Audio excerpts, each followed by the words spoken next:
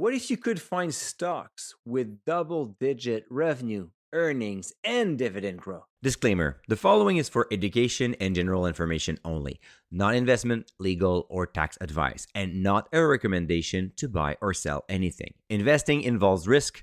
Dividends are not guaranteed, and past performance does not predict the future. I may hold position in securities discussed and may trade at any time. Fellow investors, bonjour. This is Mike Leroux, founder of Dividend Stocks Rocks and passionate investor. You're listening to the Dividend Guy blog podcast, where I and my co-host Véronique will help you invest with more conviction so you can enjoy your retirement.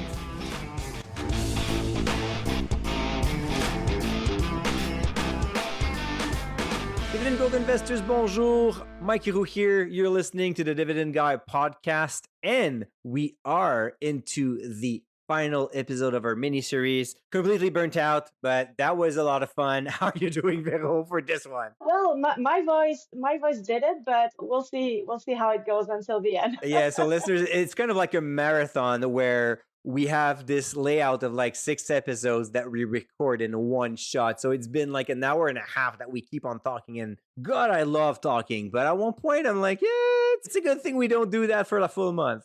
Right. And it's funny because every year we do that, and every year we're like, yes, let's do it. Like, we know that you guys enjoy it and we enjoy doing it too. But every time that we get to the point of recording, we're like, oh my God, yes, I didn't remember that it was that long. So We never remember. Never. I mean, it's crazy. Humans, all right? right, so yeah, for sure. So, Mike, we are already at the last episode of this series, and we end it on the right foot by discussing 4 dividend stocks from our Dividend Rockstar list, which is, by the way, an exclusive list. Like, you will not find it anywhere else, right? Yeah, so we have this special filter on a strong dividend triangle. So companies that has revenue growth, earnings per share growth, and dividend growth. Yeah, so we screen over 1,000 stocks looking for companies that have a positive dividend triangle. So companies with revenue growth, earnings per share growth, and dividend growth over the past 5 years.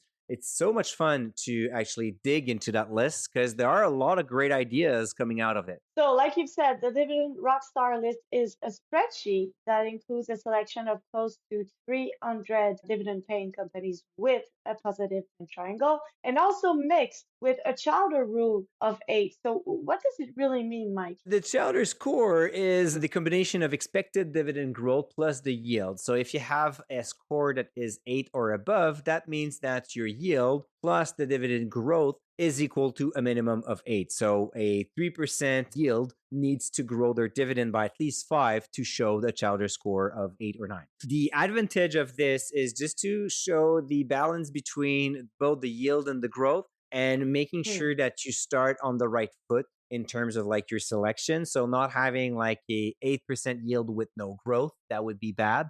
And if you have a low yield, so a 0.5 or 1%, well, then you need to get a stock that has high growth. So low yield, high growth stocks, those are actually my favorite. It's, of course, not perfect. It's a starting point. It does not guarantee returns, unfortunately, full disclaimer here. But I mean, it's a good point to start where you look inside one of the best basket to pick up your fruits. So strong metrics will usually be a better choice, but keep in mind, as soon as you use one single filter in your screener, you create bias and you discard great stocks. You cannot avoid that part. So I made that decision because going into like 1,000, 1,100 stocks, it's way too much work. Narrowing it down to 300 and then looking by sector makes my life a lot easier. So, listeners, you can download the Rockstar list with filters now at thedividendguideblog.rockstar. But for this episode, Mike, you went further and pushed the filters to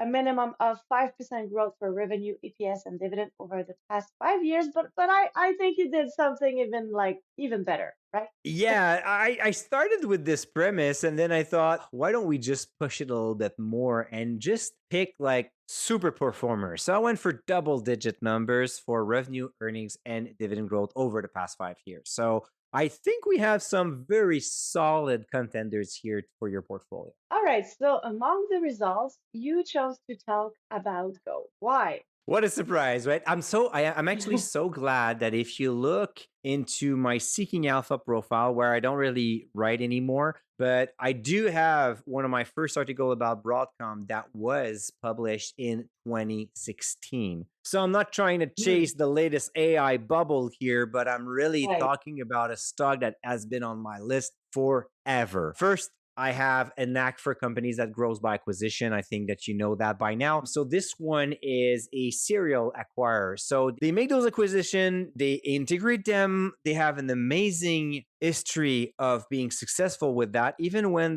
the market does not understand their move, they're still making money out of that. They have great stable cash flow coming from the RF filters that enables better connection for smartphones. That is not also a trend that is about to stop. And as I mentioned earlier in this series, Broadcom is the company making highways for AI. So making more calculation with less power. Everyone wants that.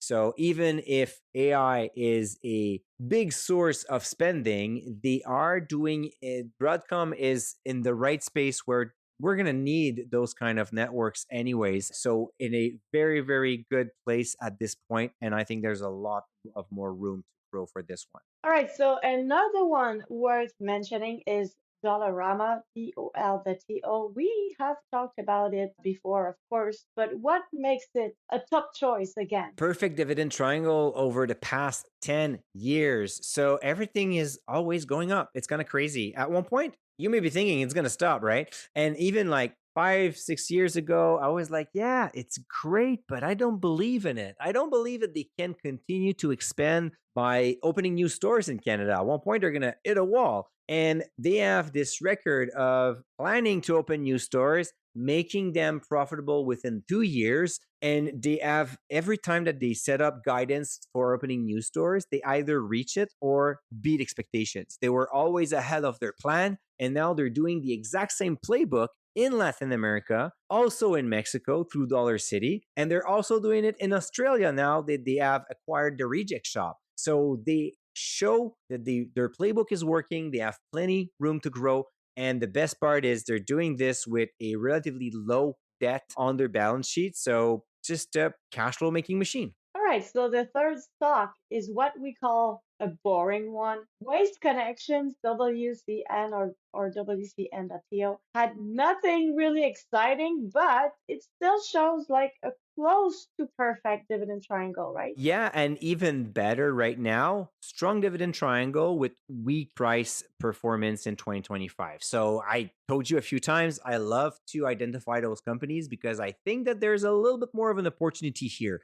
So Waste Connection, very strong metrics, very boring and recurring. I mean, they're taking care of your waste and recycling. Kind of like going with contracts, they could make acquisition because it's still fragmented. They benefit from economies of scale. So they have like a very stable business model. Plus, the bigger they get, the better it is. Strong moat because having landfills is not that easy. So once you have them, it's kind Mhm. of like a super high value asset as well. And the proof are in the financial metrics. The company keeps on growing revenue, earnings, and dividend for sure. The only downside is always the valuation, but after a weaker year, I think it could be quite interesting to have this one in your portfolio. All right, listeners, I just want to make a quick disclaimer here because we wanted to keep this like straightforward and short, but we didn't mention any risk for those stock ideas. So make sure to do your due diligence. Like this is not a buy or sell recommendation here. It's just ideas, right? So And they're make not sure to perfect, do of it. course.